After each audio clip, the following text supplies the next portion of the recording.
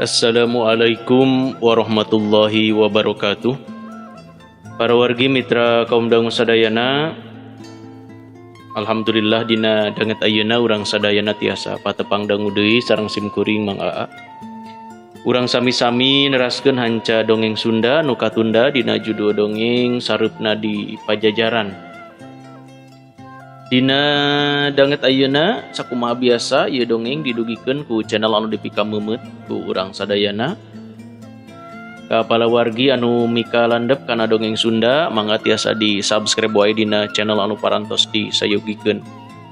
Dina dinten ayeuna ieu dongeng sareupna di Pajajaran teh majeng kana seri anu ka-71. Sakumaha anu ka Bandungan ku urang sadayana dina seri anu sateu acana hanca urang teh dugi ka nyarioskeun harita Ginggi teh nya sareng Raden Purbajaya anu nuju ngadeheus ka Kangjeng Raja teh nya. Harita nuju ngobrol. Sakumaha lajengna ieu carita mangga urang sami-sami Bandungan ku sadayana mudah-mudahan ieu dongeng janten landung pangbeberah kana manah kanggo urang sadayana. Mangga wilujeng ngadangukeun sareupna di Pajajaran dina seri anu ka-71.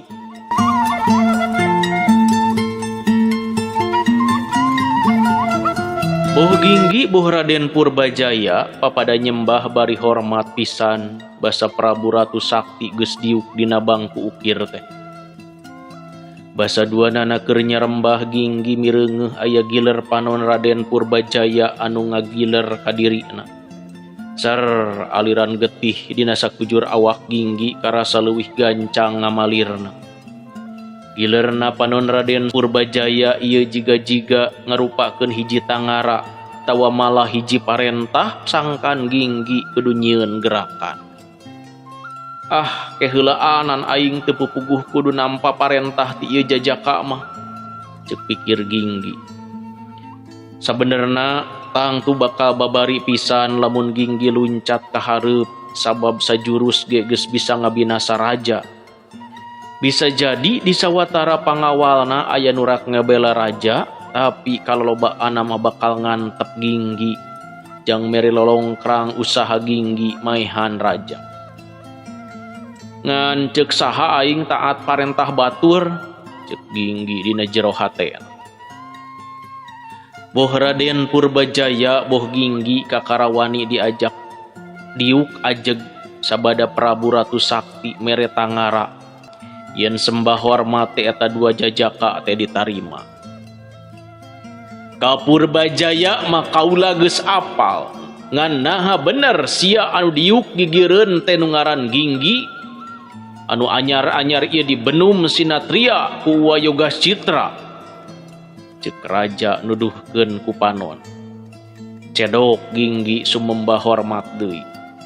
Isim kaula mah mung sakadar padamal biasa bae Gusti, walon Ginggi rengkuh. Sawaktu nyarita kitu ari awak Ginggi mah karasa ngageter. Kumaha teu rek kitu sanajan kumaha bae yen anu keur anegleng dina bangku ukir anu kumisna ipis jeung beungeut kasep teh tetep mangrupa hiji raja ti karajaan Badag anu katelahna Pajajaran. Ayeuna jiga loba pihak anu maharep Ginggi ngabinasa ieu raja, asa kumaha kitu karasana teh. Aing mah resep jeung ceuceubna ka raja teh teu dumasar kana kapentingan aing. Ulah kena-kena aing teu nampa kauntunganna naon jadi ceuceub ka raja, ceuk pikir Ginggi.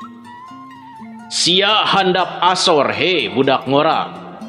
Tapi aya kalana aing boga anggapan yen jalma sombong jeung umangkeuh oge sok ditembongkeun ku polah pora-pora bodoh, ceuk raja seuri keong.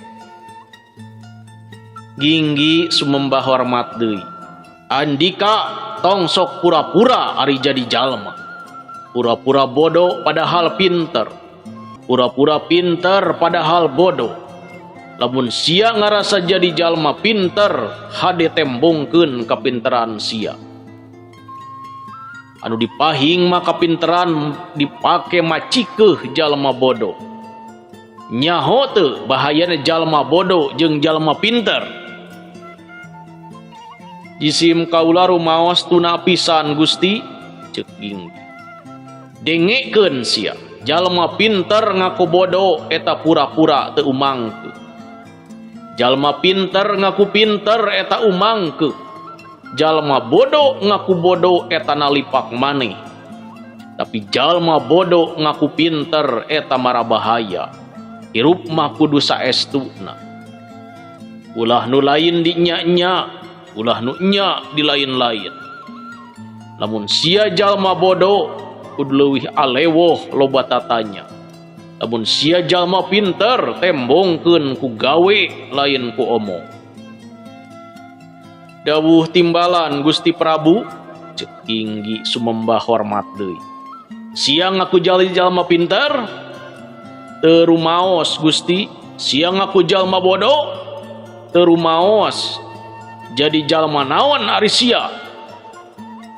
Jalmi anu hoyong kana lilinggeran, hoyong apal kana lilinggeran ajen manusa anu saestuna Gusti Prabu. Kumaha cara nimukeunana?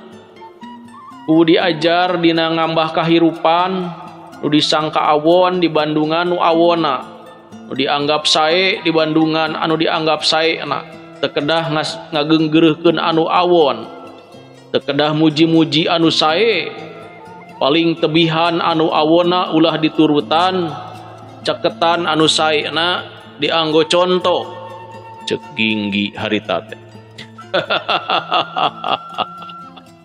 Sang Prabu seuri bunga.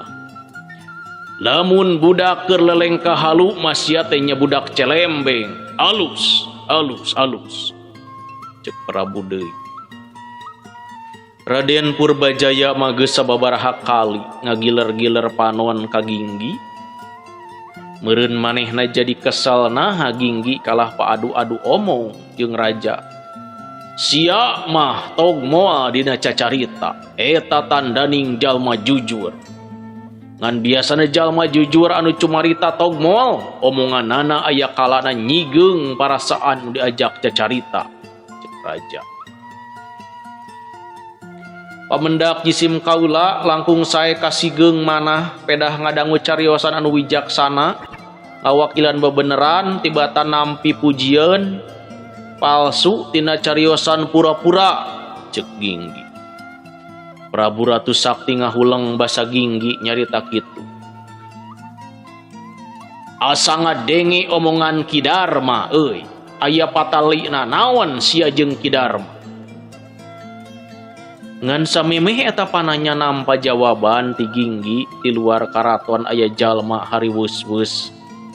Samemeh perjurit nerangkeun aya naon ti luar arasup sababaraha urang, aya Ki Yogas Citra, aya Ki Raden Banyak Angga katut sabubuhan perwira karajaan. Aya kajadian naon wa Yogas, ceuk raja cengkat tina diukna. Aduh, pamugi ulah janten rengat tinggali Gusti, ceuk Yogas Citra. Nya aya naon? Kijaya perbangsa kapendak tos ngababatang nun paeh. Yogas Citra unggeuh. Paeh pedah naon? Rupina maihan maneh digigireun bugangna aya cupu di eusi tua. Nya tua teh sabangsa racun teh. Prabu Ratu Sakti katingali ku ciwa. Ituna teh bari mareketkeun sapasang dampaleungeunna.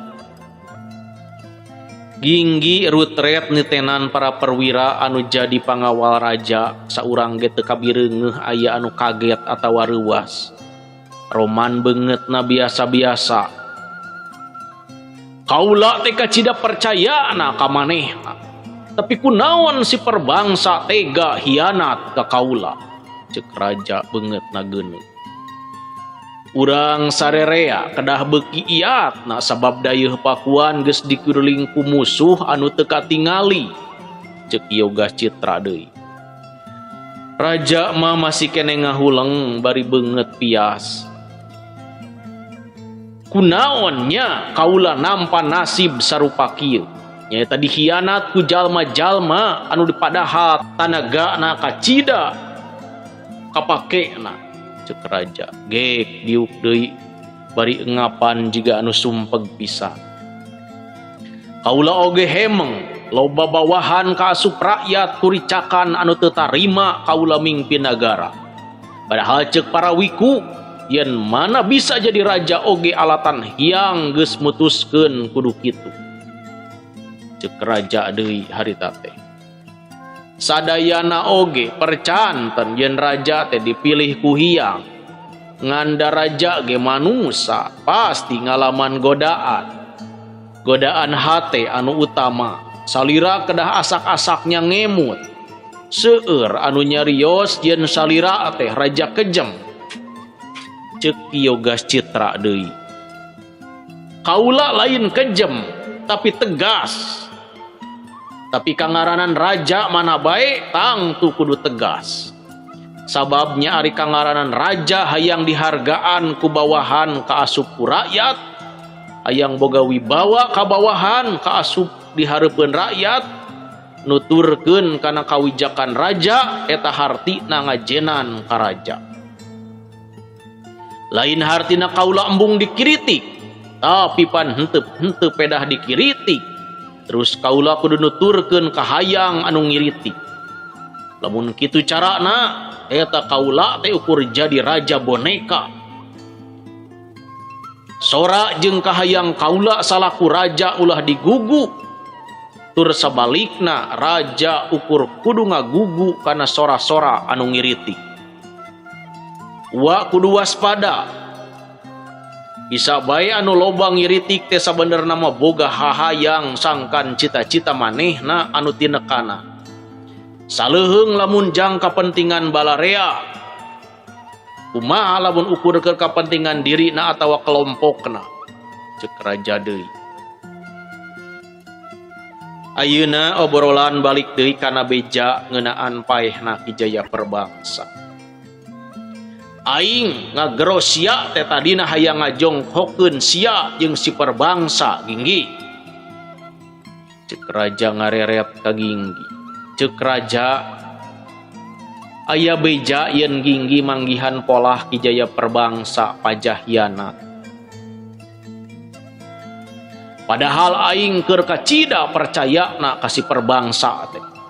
Ari jeung sia pan aing mah teu wawuh jeung teu deukeut. Piraku kudu percaya kitu bae. Lumatak ku aing sia jeung si Perbangsa eudeup dijonghokeun. Ngan meureun sia anu bener, sabab mun ukur fitnah piraku si Perbangsa teu pupuguh maehan maneh. Ceuk raja deui harita teh. Sok ayeuna mah sakali deui sia nerangkeun soal obrolan sia jeung si Perbangsa. Ceuk raja deui ngareret ka Ginggi. Ginggi perlu mikir heula nu jadi marojengja teh kapan idi ieu pasamoan pasti loba anu geus biluk kaki Banaspati. Lamun Ginggi ngabuka soal gerakan anu rek baruntak hartina Ginggi bakal ngabongkar yen geus hianat kaki Banaspati. Bisa-bisa bakal ancaman kana nyawa ti para perwira karajaan anu geus biluk kaki Banaspati. Ginggi sadar yen di ieu rohangan paseban sanajan anu araya ukur puluhan urang tapi sabenerna keur ngawakilan sababaraha kelompok. Kelompok kahiji nyaeta anu hayang ngaruntuhkeun kakawasaan raja. Kelompok kadua nyaeta ngawakilan pangagung anu geus teu satia ka raja. Kelompok katilu nyaeta kelompok anu masih keneh satia ka raja. Aya hiji deui anu kudu diperhitungkeun teh nyaeta Raden Purbajaya. Ku Ginggi acan kataliti naha ari ieu jajaka keur ngawakilan saha. Ngan anu jelas teu ngawakilan kelompok anu araya di dinya. Bari tujuanana sarua jeung kelompok Ki Banaspati nyaeta hayang raja binasa. Ginggi rada bingung sabab teu bisa asal ngalaporkeun letahna oge bakal seuseut mun kudu ngalaporkeun Raden Purbajaya. Mireungeuh Ginggi jiga nu marojengja Prabu Ratu Sakti nyarita satengah maksa. Yen Ginggi kudu balaka nerangkeun naon anu kanyahoanan. Kunaon sia ngadadak ngabige boa-boa naon anu jadi laporan Owa Yogas teh teu sagemblengna bener. Ceuk raja anu caca sacara teu langsung ngadadetkeun ki Yogas Citra. Ginggi masih cicing, ceuk raja. Memang ayeuna loba jalma pinter tapi mung mantuan raja, sabab lamun mantuan raja dianggapna teu bela ka rakyat.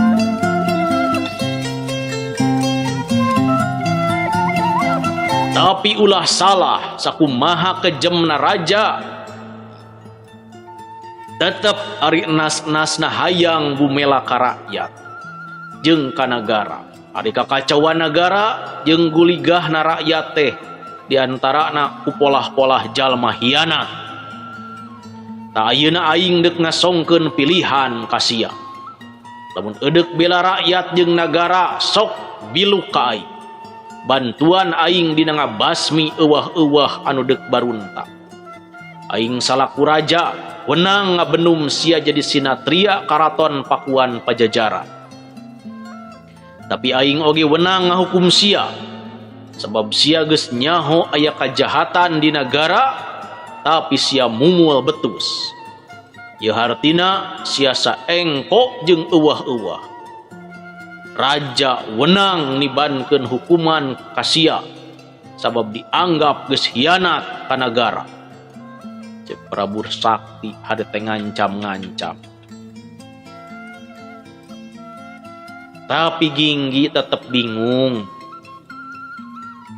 Ku itu ku ieu manehna dipaksa pikeun milih tapi Ginggi embung bilu ka ditu ka dieu. Bilu kana kahayang raja hartina bakal adu hareupan jeung sabubuhan jalma anu teu satia ka raja. Mun bilu ka kelompok anu ngalawan raja hartina manehna bakal ditindak tandes ku raja anu ngagunakeun tameng kakawasaan.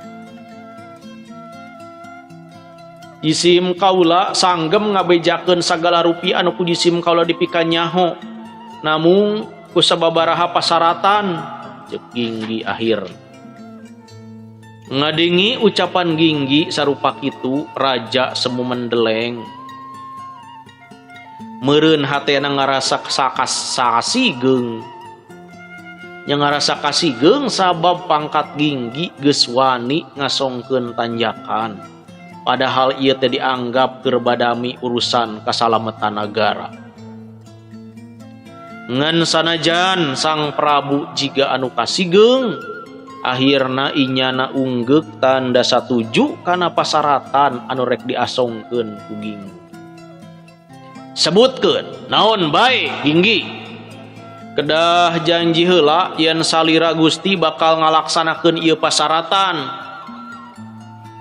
Setan, ari sia teh saha wadi campelak maksa-maksa aing nuturkeun ka hayang sia. Raja ngagidir ambek sabab Ginggi dianggapna teu sopan ka raja. Nya upami kitu wios bedo jisim kaula moal ngalaporkeun naon tembal Ginggi kituna teh bari berurat reret ka sakur anu aya.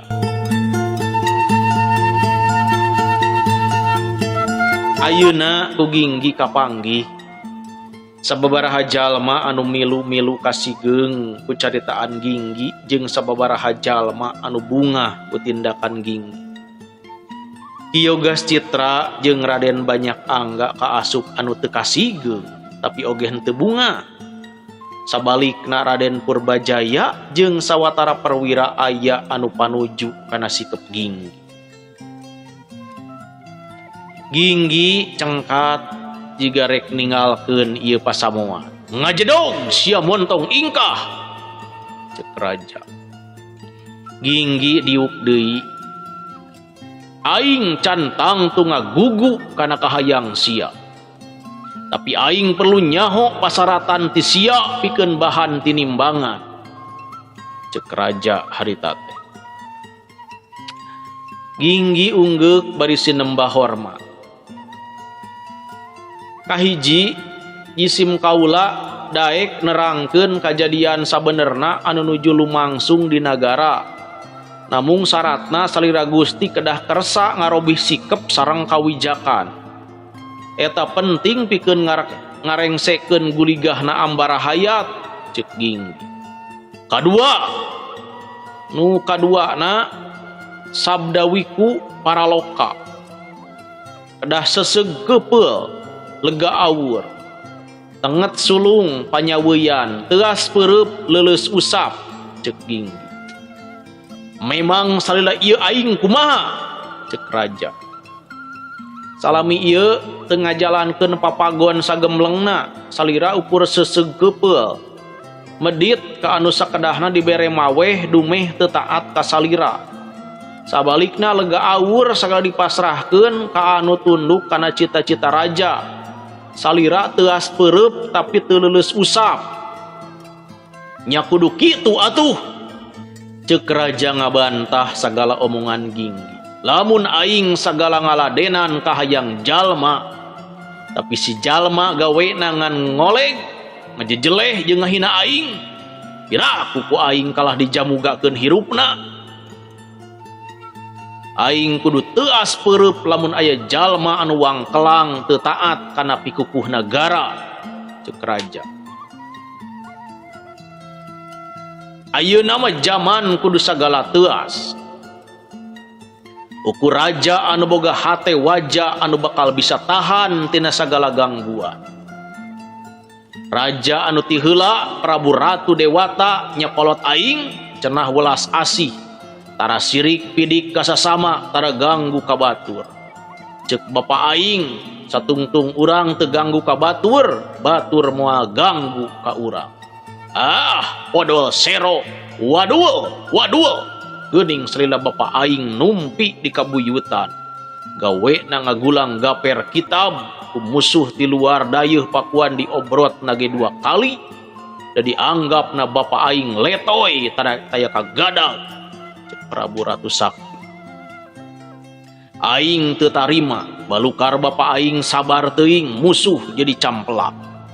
Aing teu tarima sababaraha Senapati Satya perlaya di medan laga. Hojorna lain di tempat jauh, tapi di buruan imah sorangan. Tohaan sarendet, tohaan Ratu Sangiang, Pringgawasi, hiji-hijina senapati awewe, hojor di buruan imah sorang. Jika anu heueuh gugur bumela kalemah cai, tapi nu pasti paehna hina sabab diobrot di lembur sorangan. Aing mah hayang jiga Eyang Sanjaya, batan dipaehan mending maihan, batan lembur diobrot mending ngobrot lembur batur. Cek Prabu Ratu Sakti hariguna turun naik bakat nyarita bari hohoa. Ginggi harita teh cicing. Aya keneh pasaratan sejen anu leuwih enteng pikeun dijalankeun. Hei budak ngora, cek Prabu Ratu Sakti. Aya Gusti, cek Ginggi asa diingetan. Naon? Bebaskeun Ki Darma tina tudingan ngabaruntak, omong Ginggi. Ngadengi ucapan Ginggi, Raja molotot reuwas, ulasan perwira pangawal raja oge molotot reuwas. Neuleuh tindak tanduk sia anu teu boga tata ajen, ngadengi pamanggih-pamanggih sia soal pangawaruh tata negara. Ti tadi ge aing geus teg ngarasa yen sia teh aya patalina jeung si Darma, cek raja harita teh. Ki Darma teh guru jisim kaula, omong Ginggi. Prabu Ratu Sakti neuteub seukeut harita teh ka Ginggi. Tapi anu diteuteub malah nalik neuteub hiji paripolah anu dina zaman harita mah mungguh dianggap camplak jeung calutak. rupina tos teu aya kaputusan penting di ieu tempat, jisim kaula sejak undur diri. Cek Ginggi pikeun kadua kali na manehna cengkat. Teu bisa sangeunahna sia. Teu bisa sia sangeunahna kaluar asup ka ieu tempat. Cangkalak ieu mangkeluk. Cek raja. Tina 20 perwira baresan balamati raja aya 12 anu harita keneh cengkat tur sayaga eudeuh ngobrot Ginggi. Artina dalapanan anu ukur cicing kajaba sila ajeg. Perwira anu 12 urang harita keneh ting arajleng nyusul Ginggi anu geus luncat ka pakarangan. Ginggi geus apal baresan balamati raja sabenerna ukur hebat ngagunakeun taktik tempur pasukan. Tapi lain taktik ijen sosoranganan. Ti heula manehna kungsi eleh ku jurus asu maliput. Ayeuna geus pangalaman kumaha cara meureuyan. Beuden kumaha carana meuraikeun kepungan. Tapi Ginggi teu nyaho naha ieu 12 perwira teh bakal ngagunakeun taktik tempur anu mana.